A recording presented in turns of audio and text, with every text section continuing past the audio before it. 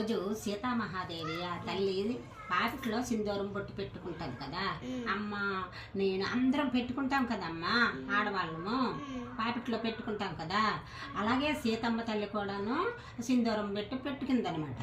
పెట్టుకుంటేను ఆంజనేయ స్వామి వచ్చాడమ్మా. ఆంజనేయ స్వామి వచ్చి సీతమ్మ తల్లికి ఏం చేశాడో తెలుసా? అలా చూశాడు. నువ్వు అలా ఉన్నావా? అలా చూస్తూ ఉండిపోయాడంట. ఆంజనేయ స్వామికి సీతమ్మ తల్లి అడుగుతుంది, ఎందుకు అలా చూస్తున్నావు నా బొట్టు వైపు అని. అంటే అమ్మ పాపిట్లో ఆ సింధూరం మీరు పెట్టుకున్నారు కదా అందుకు చూస్తున్నానమ్మా అన్నదంట. అయితే మీ శ్రీరాముడికి ఇష్టం కదా అందుకే నేను పెట్టుకున్నాను సింధూరము అని ఆ సీతమ్మ తల్లి ఆంజనేయ స్వామికి చెప్తుంది అనమాట. అవునా, నా రాముడికి ఇష్టమా ఆ బొట్టు సీతమ్మ తల్లి?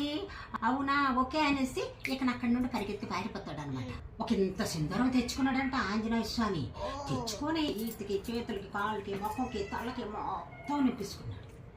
అంతా ఒంటిని నింపేసుకొని సీతమ్మ తల్లి కాడికి వచ్చాడనమాట. సీతమహాదేవి తల్లి చూసింది, ఏటా ఆంజనేయ ఒళ్ళంతా ఎందుకు అలా నింపేసుకున్నావంటే, అమ్మ రాముడికి ఇష్టమని చెప్పావు కదా సింధూరము, నా రాముడికి ఇష్టమనేసి నేను ఒళ్ళంతా పోసుకున్నానమ్మా. అందుకే సింధూరము ఆంజనేయ స్వామికి సింధూరము ప్రతి గుడిలో కూడా ఆంజనేయ స్వామికి సింధూరంతో పూజ చేస్తాం. మనం కూడా గుడికి వెళ్ళేటప్పుడు ఆ బొట్టు పెట్టించుకుంటే ఎటువంటి దోషాలు ఎటువంటి పీడలు కూడా మనకు రావమ్మా.